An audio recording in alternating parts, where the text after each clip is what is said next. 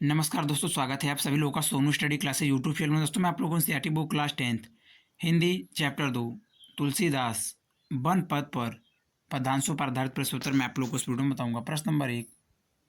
पूर्ते निकसी रघुवीर वधु धरि धीर दयो मग में डग है। झलक भरी भाल कनिजल की पुट सुखी गए मधुरा धरवे। फीरी बूझती है चलनो अब केतिक पर्णकुटी करिहो कित है। तिय की लखी आतुरता पे की अखिया अति चारु चली जल चवो। उत्तर पूर्व श्रृंगवेर पूर्व रघुवीर वधु सीता जी धरी धीर धैर्य धारण करके मग रास्ता दे दोनों मधुराधर सुंदर होठ। केतिक कितना पर्णकुटी पत्तों से निर्मित झोपड़ी। तीय पत्नी चारु सुंदर चवे चूने लगा। संदर्भ प्रस्तुत पद्यांश गोस्वामी तुलसीदास द्वारा रचित कवितावली। यह हमारी पाठ्य पुस्तक हिंदी के काव्य खंड में संकलित वन पद पर शीर्षक कविता से अवतरित है। विशेष इस शीर्षक के सभी पद्यांशों के लिए भी यही संदर्भ प्रयुक्त होगा। प्रसंग। कवि ने इन पंक्तियों में अयोध्या से पैदल ही वन को जाती हुई सीता जी की थकावट का मर्मिक वर्णन किया है। व्याख्या। राम लक्ष्मण और सीता बड़े धीरज के साथ श्रीवैरंगपुर के आगे 2 कदम ही चले थे कि सीता जी के माथे पर पसीने की बूंदें झलकने लगी और उनके सुंदर होठ थकान के कारण सूख गए। और सीता जी ने अपने प्रियतम राम से पूछा, अभी हमें कितनी दूर और चलना पड़ेगा? कितनी दूरी पर पत्तों की कुटिया बनाकर रहेंगे? अंतर्यामी श्री राम सीता जी की व्याकुलता का कारण तुरंत समझ गए कि वह बहुत थक चुकी हैं और विश्राम करना चाहती हैं। राजमहल का सुख भोगने वाली अपनी पत्नी की ऐसी दशा देखकर सीता जी की सुंदर नेत्रों ऐसी दशा देखकर श्री राम के सुंदर नेत्रों से आंसू टपकने लगे। काव्यगत संदर्भ। नंबर 1। प्रस्तुत पद में सीता जी की सुकुमारता का मर्मिक वर्णन किया गया है। नंबर 2। सीता के प्रति राम के प्रेम की सुंदर अभिव्यक्ति हुई है। नंबर 3। भाषा सरस एवं मधुर ब्रज दये मग में डग दे मुहावरे का उत्कृष्ट प्रयोग है। इसी कारण अंत्युक्ति अलंकार भी है। नंबर 4। शैली चित्रात्मक और मुक्तक। नंबर 5। छंद सवैया। नंबर 6। अलंकार। माथे पर पसीने की बूंदें में आने, होठों के सूखे जाने में स्वाभाविक तथा कैतिक पर्णकुटी करिहो कित में अनुप्रास। नंबर 7। शब्द शक्ति लक्षण एवं व्यंजना। नंबर 8। रस श्रृंगार। नंबर 9। गुण प्रसाद एवं माधुर्य। प्रश्न नंबर 2। जल को गए लखन है लरिका परिखो पिए छा धरिक है ठाड़े पछी पसेऊ बयारी करो अरूपा हृदय पखरी हों भुवरी ढाड़े तुलसी रघुबीर प्रिय तंब जानी के बैठी विलंबक ल कंटक काटे जानकी नाह को नेह लख्यो पुल को तनुबारी बिलो चन बाड़े। उत्तर। परिखो प्रतीक्षा करो, घड़िक एक घड़ी के लिए, ढाड़े खड़े होकर,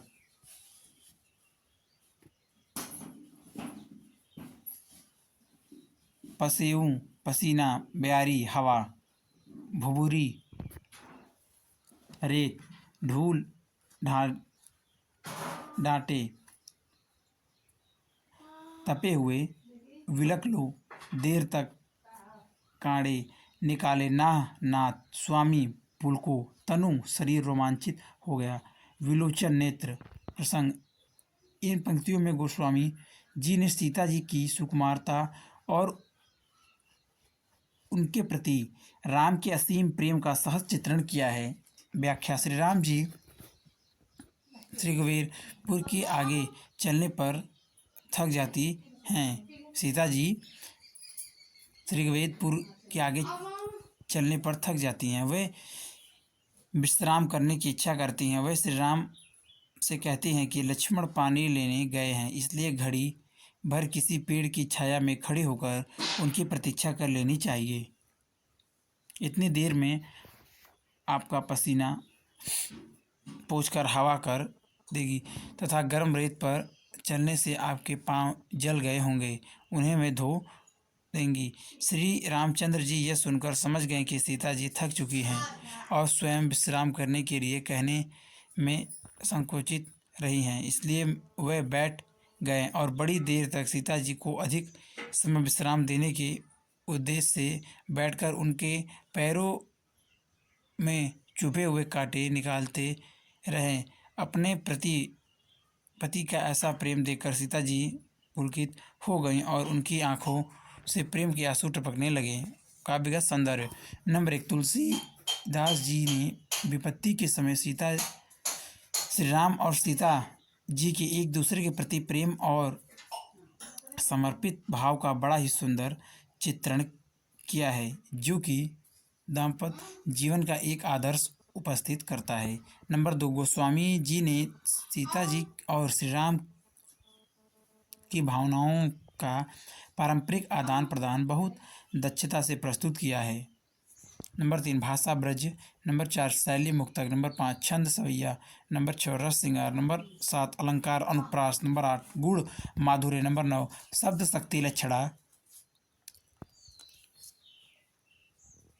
लक्षणा एवं व्यंजना। प्रश्न नंबर 3, रानी में जानी अनजानी महापवि पाहन हूँ ते कठोर हियो है, राजहु काज अकाज न जायो, कहो तिय को जिन कान कियो है, ऐसी मनोहर मूर्ति ये बिछुरे, कैसे प्रीतम लोग जियो हैं, आखिन में सखी राखिवे योग, इन्हें कीमी के बन वास दियो है।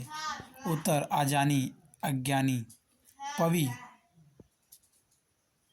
ब्रज, पाहन पत्थर, हियो हृदय, काज अकाज कार्य अकार्य या उचित अनुचित कार्य, तीय स्त्री, कान कियो है मान लिया है प्रीतम, स्नेह करने वाले योग कीमी क्यों।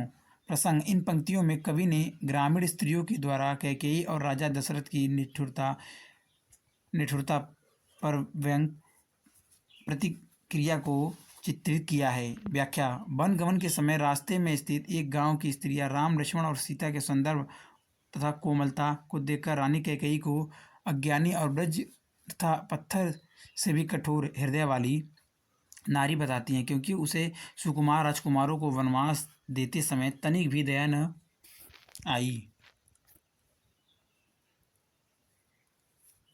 वह राजा दशरथ को भी विवेकहीन समझकर पत्नी के कहे अनुसार कार्य करने वाला ही समझती हैं और राजा में उचित अनुचित की ज्ञान की कमी मानती हैं, और उन्हें आश्चर्य है कि इन सुंदर मूर्तियों से बिछुड़कर उनके प्रियजन कैसे जीवित रहेंगे। हे सखी, यह तीनों तो आँखों में बसने योग्य हैं, तब इन्हें किस कारण वनवास दिया गया है।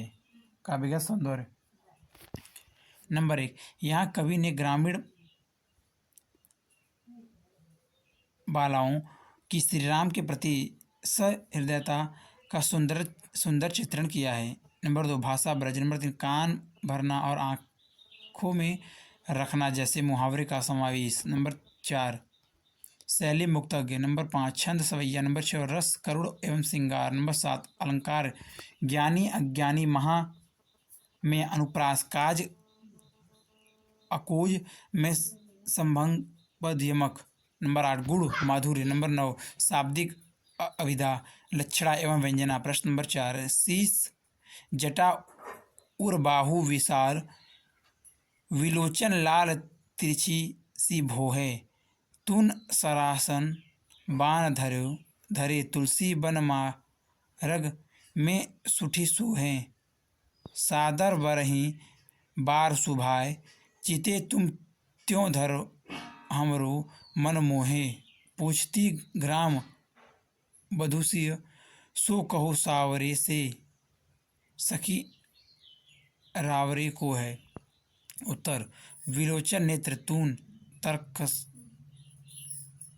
सरासन धनुष सुठी सुंदर सुभाय स्वभाव इस रूप से, तुम त्यों तुम्हारी और सावरे तुम्हारे। प्रसंग प्रस्तुत पंक्तियों में ग्राम वधुएं सीता जी को घेरकर एक और बैठे हुए श्री राम के विषय में विनोद करती हुई उनसे प्रश्न पूछ रही हैं। व्याख्या, ग्राम वधुएं सीता जी से पूछ रही हैं कि जो सिर पर जटा धारण किए हुए हैं उनके वक्षस्थल और भुजाएं विशाल हैं, नेत्र लाल हैं तथा भौहें तिरछी सी हैं, जो तरकस धनुष और बाण धारण किए हुए इस वन मार्ग में बहुत शोभायमान हो रहे हैं, जो सहज स्वाभाविक रूप से बड़े सम्मान के साथ बार बार तुम्हारी ओर देखते हुए हमारी मन की आकर्षित कर रहे हैं। हे सखी, तुम हमें यह बताओ कि यह सुंदर सावले रूप वाले राम तुम्हारे कौन लगते हैं। काव्य का संदर्भ।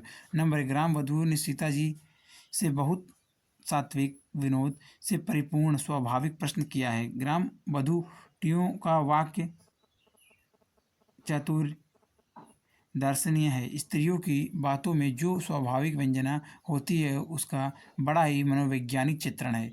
नंबर 2, यहाँ श्री राम के रूप और मुद्रा का सुंदर वर्णन हुआ है। नंबर 3, भाषा सुकोमल ब्रज। नंबर 4, शैली मुक्तज्ञ। नंबर 5, छंद सवैया। नंबर 6, रस श्रृंगार। नंबर 7, अलंकार सर्वज्ञ अनुप्रास। नंबर 8, गुण माधुर्य। नंबर 9, शब्द शक्ति व्यंजना।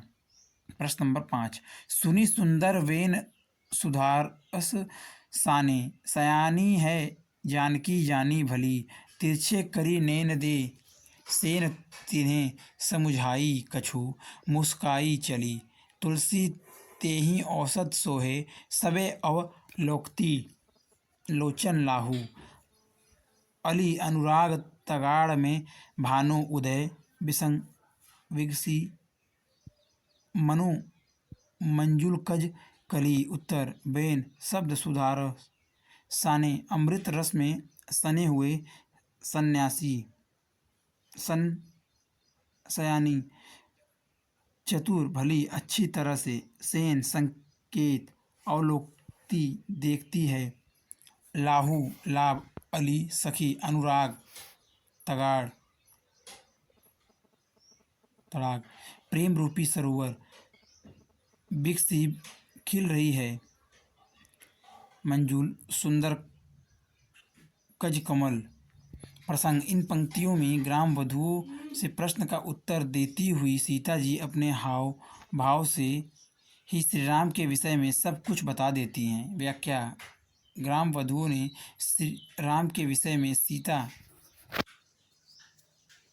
जी से पूछा कि यह सांवले और सुंदर रूपी वाले तुम्हारे क्या लगते हैं। ग्राम वधुओं के अमृत जैसे मधुर वचनों को सुनकर चतुर सीता जी उनके मनोभाव को समझ गईं।